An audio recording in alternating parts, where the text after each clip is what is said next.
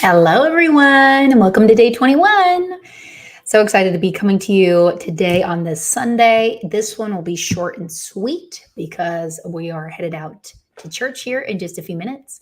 But very excited to be live with you for the 21st day in a row. And today we're talking about stewarding wisdom. Now, put wisdom in the chat. Type it in the chat if you would like more wisdom. Honestly, we'll see those comments be flooding in anytime now because when it comes to wisdom, it's something that most of us are yearning for, really deeply wanting more of, because it's wisdom that will lead us to the decisions we need to make, the right ones, and just, yeah, the good stuff, right? Because what we should seek more than anything else is wisdom and understanding. And it says that in Proverbs 4. I have some scriptures I'm going to read to you here this morning when it talks about stewarding wisdom and just wisdom in general. And in Proverbs 4, this is in the Message version. And this is verse 8. Above all, before all, do this, get wisdom. Write this at the top of your list, get understanding. That's in Proverbs 4. So above all, get wisdom. At the top of your list, you should get understanding. And really being able to run after that. And when I'm talking about wisdom, I'm talking about godly wisdom. Now, there's wisdom that you can receive from other people, and we'll talk about that because there is wisdom that people will get downloaded, that they will receive, and then sharing that with other people. Now, other people can have revelation knowledge. What is revelation knowledge? You get wisdom, you have a revelation, now you have knowledge in an area, right? And being able to share that with other people can then bring revelation knowledge to others. Chris says, if any man seeks wisdom, let him ask the Father, and he won't rebuke you. Yes, I love the book of James. Absolutely. Yes, I mean, ask for it. Ask for it, and you will find it. Seek it, and you will find it. Now, there's not a guarantee you're going to get it exactly when you're asking for it, but be open and seek. Seek, and you will find. And so really being able to dive into wisdom, a couple of things that I found in my leadership Bible, the John Maxwell Leadership Bible. This is something that I go to literally every day, my favorite version of the Bible, because John Maxwell does an incredible job being able to take out leadership excerpts. And there's differences between wisdom from below, meaning manly wisdom here on earth, and then wisdom from above. So wisdom from below typically works temporarily, in a few situations, seems pretty logical at the moment, very based in logic, limited in scope, doesn't see the bigger picture, or very competitive. It is a win-loss, period. Now, wisdom from above, it's universal, it's timeless, it's eternally relevant. Who doesn't want wisdom like that? Often seems illogical or even backwards. Now let's pause there for a second. I feel like so often, whenever I get wisdom, I'm like, well, that doesn't make sense, or that doesn't seem like the logical way to go. Anybody ever ask themselves that? It doesn't seem to add up. Well, that's because we're limited. We're limited to the knowledge that we have. That's why we get to seek wisdom to expand that. And just because it seems like things are going backwards or it seems like it's illogical doesn't mean it's incorrect. And this is where we get to ask, being like, okay, Lord, your ways are higher than mine. What am I not seeing? Or what can you reveal to me, right? Grant me more wisdom in this situation. A couple more. Always, wisdom from above is always big picture and unlimited in scope. And then it's complementary. It's a win-win all around. It's not just a win for a few, it's a win for everyone.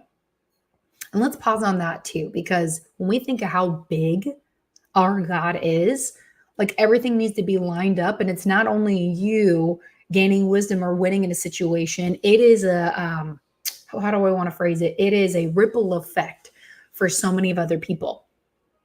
One of the phrases the Lord gave to me a long time ago, and I know I've mentioned it on here, is your story is meant to be mentorship to somebody else. So your wins, the wisdom he gives you, that revelation knowledge can then be wisdom and revelation knowledge and wins for other people.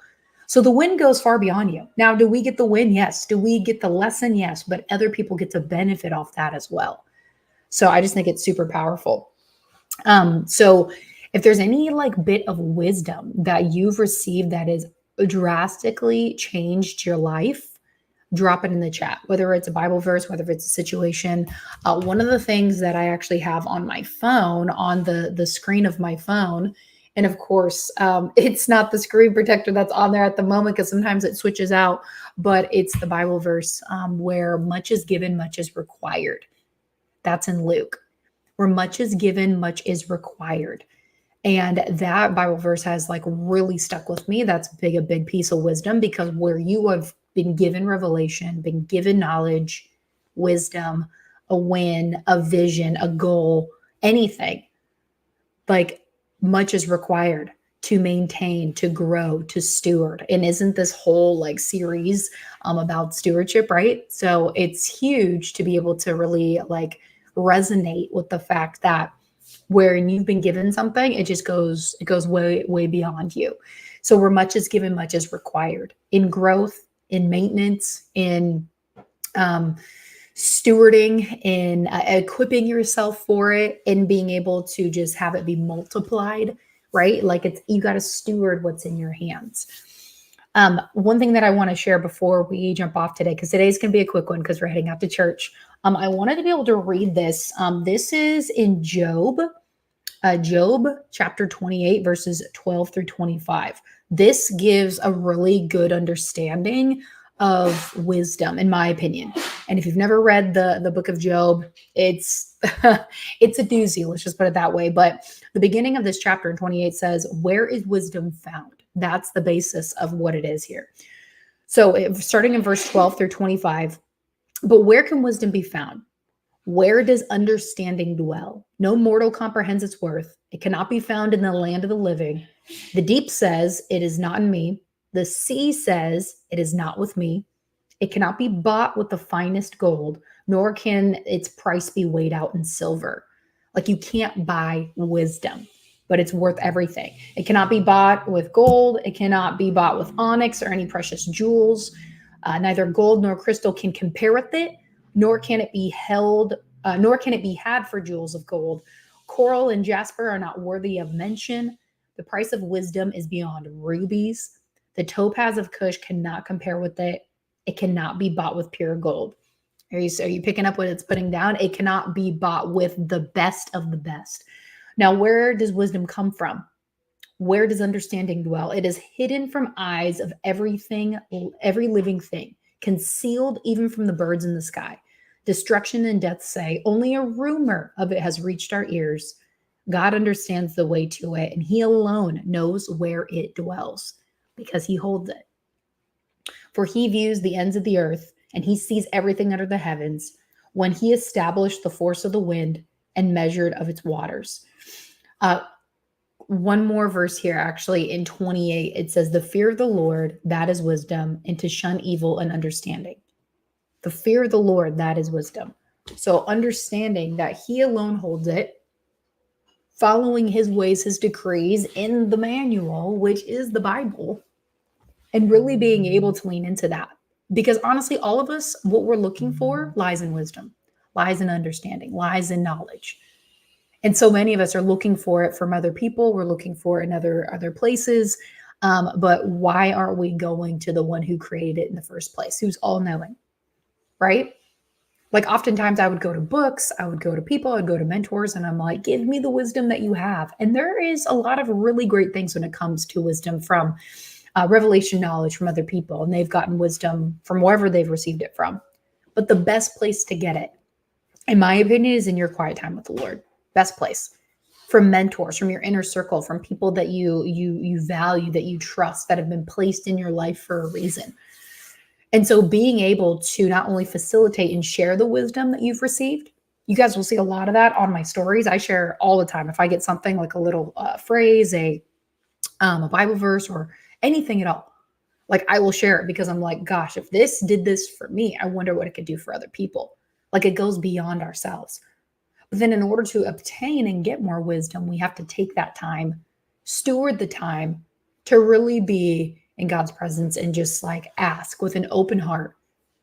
Like ask and you shall receive, because you want to grow. You want to steward what's been given to you, whether that's wisdom in a business, whether that's wisdom in a relationship, wisdom in a an important decision coming up, in a response to somebody. I mean, anything, literally anything. Like what to eat, where to go. I mean, you can literally ask for anything. And most of us are just waiting to ask until the big things. It's even in the little things too. Even in the little things. And that, what I was mentioning earlier, wisdom from above, even if it seems illogical, like why would I ask for wisdom on what to eat or where to go or silly day-to-day tasks? Because little decisions add up to big outcomes. And when you are using wisdom and seeking it for every decision that we get to make, you are going to have better outcomes. Point blank, period. So I would love to know in the comments below, or even, tag me on social media if you want to be able to share something. I would love to be able to hear it. What is a piece of wisdom that you've received that has changed your life, that has altered the trajectory of your life, the way that you think, a perspective or a paradigm shift? I'm super curious. I would love to know. Type it in the comments below. Thanks for joining us on day 21, and we will see you tomorrow for day 22. Bye, everyone.